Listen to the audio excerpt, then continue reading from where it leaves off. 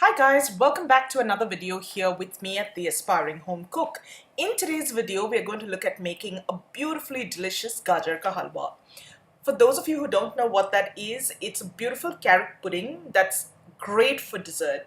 It's a beautiful way to use up any carrots that you might have. Now, every household has its own way that they make this Gaajar ka halwa back in India. And this quick and easy way is how I like to make mine. So let's take a look at the ingredients needed. Over here, I've got half a kilo carrots that I've grated, half a tin of condensed milk. I've got 2 tablespoons thereabouts of milk, 1 tablespoon of sugar. Now you can adjust that to taste, but 1 tablespoon is plenty for when you're using condensed milk like I am. 1 tablespoon of ghee or clarified butter, a few slivered or flaked almonds. I'm going to use some of these in the halwa itself and use a little more to garnish. And the seeds of about 6 to 7 cardamom pods that I've pounded to a powder. To make the halwa, I'm going to start by placing a heavy bottom pan on some gentle heat and let that warm up. I find that a white pan works best. Add the ghee or the clarified butter and let that melt.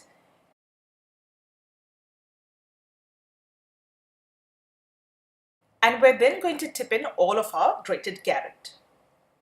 Now you're just going to stir that carrot up, and on a low to medium heat, you're just going to let that sweat a little. You want the carrots to start softening a tiny bit, and so sweating them down for about 3 to 4 minutes on a low to medium heat should be just fine. You don't want the carrots to change color.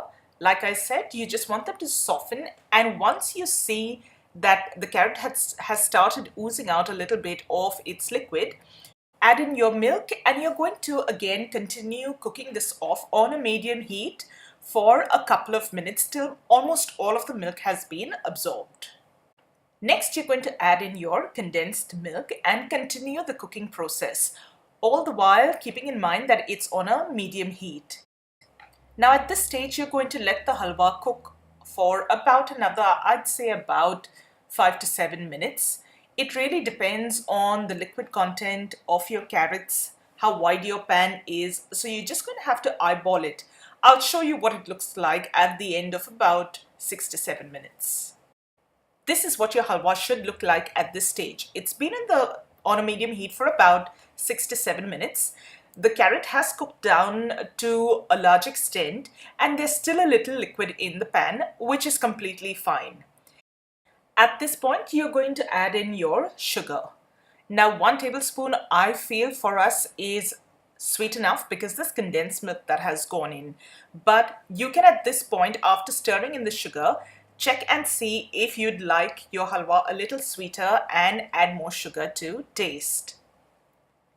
You're going to stir that around really well and continue cooking. Now, all that's left is to have that liquid in the pan cook off.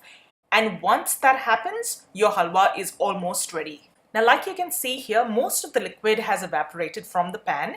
And at this point, I'm going to add in my cardamom powder and a few slivered or flaked almonds. You can put in as much or as little as you like. And now you're at the final stage of cooking. You're just going to let it continue cooking until all of the liquid has evaporated. Watch the pan closely because the liquid evaporates fairly fast at this stage. Once you've reached this sort of a consistency, your halwa is ready. From start to finish, this took me under half an hour to put together. A lot of my prep time was reduced because I used a food processor to grate my carrots. The grating was done in under 2 minutes flat. Of course, if you don't have a food processor, the prep time will be a little longer. You can use a regular box grater to grate your carrots. On to the halwa now. Your halwa is ready to be served. You can either serve this warm or chilled. I guess if you're serving this during winter, you'd want to serve it warm. But if it's summertime, pop it into the fridge for a little bit till it's nice and chilled and you're ready to go. Pop your halwa onto a serving plate and top it off with a few more slivered or flaked almonds. And that's how easy it is, guys, to make beautiful, delicious Gaajar ka halwa at home. Try making this festive season and wow your guests.